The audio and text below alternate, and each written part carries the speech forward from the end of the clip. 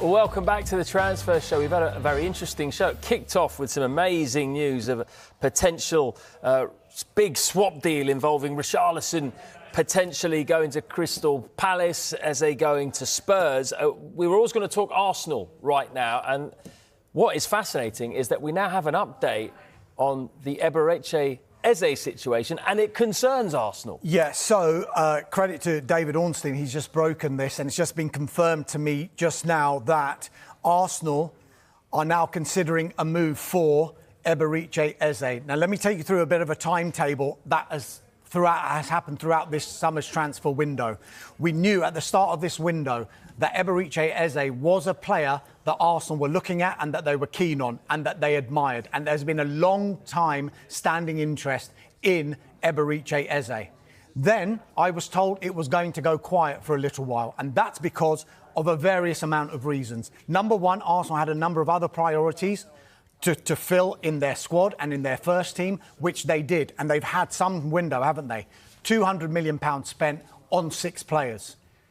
And there was a significant bit of contract news that they wanted to sort out as well with Ethan Nwaneri. Hence why it went a little bit quiet with Eberechi Eze. Now, we do know that Tottenham Hotspur wanted to do a deal for Eberechi Eze as well. They were wanting to put in a player into the mix because not only did Tottenham Hotspur want to bring in Eberechi Eze, they wanted to bring in Yoane Wissa. And to do that deal for Eberechi Eze and Wissa, they would have to free up a striker space in their squad. Hence why they tried to get the Richarlison deal involved as part of the deal to get Eze to Tottenham Hotspur and Richarlison to Crystal Palace, hence freeing up the space and then going for Brentford striker Yoane Wissa. Now, in the past 24 hours, it's starting to emerge that Kai Havertz might have suffered a serious-looking knee injury. We're still waiting to find out the extent of that injury. That, of course, is going to play a part in Arsenal going back into the market, but I think independently of that, the notion that they wanted to bring in Eberechi Eze throughout this transfer window really hasn't gone away internally. They wanted to keep it on the D-Lo, though, for understandable reasons, because they didn't want to show any of their cards. But now, with only 12 days to go, and with this injury that's suffered by Kai Havertz, they do want to act. They want to bring in Eberechi Eze. It is now going to depend upon whether they can strike a deal for Crystal Palace, because remember the release clause that Eberechi Eze had in his contract, £60 million plus £8 million in performance-related add-ons, that has expired. That expired the day before the season started. He is expected to play in their Europa Conference League playoff match tomorrow night.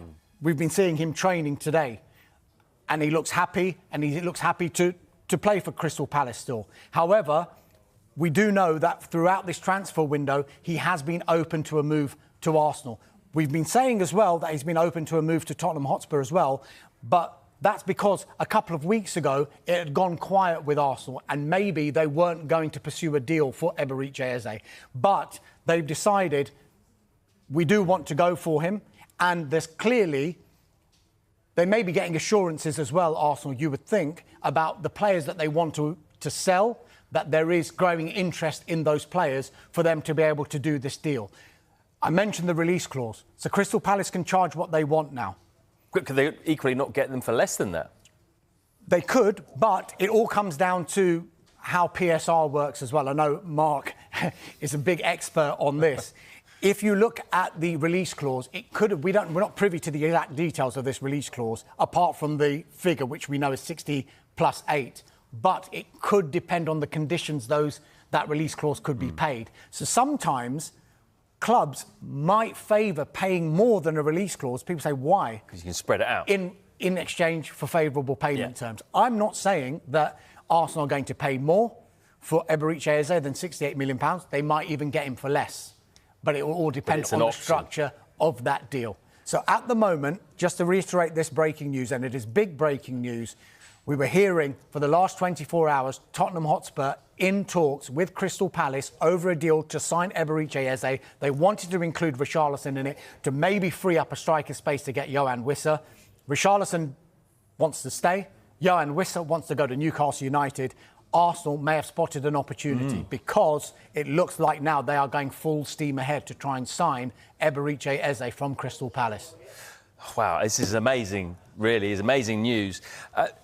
We were talking, obviously, the last few days on the transfer shows about, how he'd be perfect for Tottenham, Eze, because Maddison's out injured. He's a different player to Havertz. We don't know how long he's out injured for, but could he be the missing piece of the puzzle for Arsenal because he can play in different positions? Yeah, absolutely. I think he brings versatility, which is what all managers want. They want players that can play in multiple positions because there is a huge volume of games. Injuries are a big factor in matches these days, particularly with the pace and intensity that the Premier League is played at. It's not a hugely expensive deal for someone who's an England international and who offers so much. And you've seen, I think, over the course of the last 24 hours, you saw it with Gary Cottrell, the way he was joking with him on the training pitch, the way he was still signing fans' autographs and doing selfies and things. He is a player that gets it. He is a player that is very much with the people, down to earth. He'll offer so much, and you can see why big clubs like Spurs and Arsenal are interested in him, because it's not just what he can do on the pitch, but the characteristics and person he is off the pitch that is key. Guys, great stuff. Good scrambling. That was a good, fun show, wasn't it? Dharma spent more time on the phone than he did talking to us. Talking to his mum and ordering his Hawaiian pizza. Congratulations. She was telling me about Eze, yeah. Yeah, she's a link for Arsenal. Thank you, guys.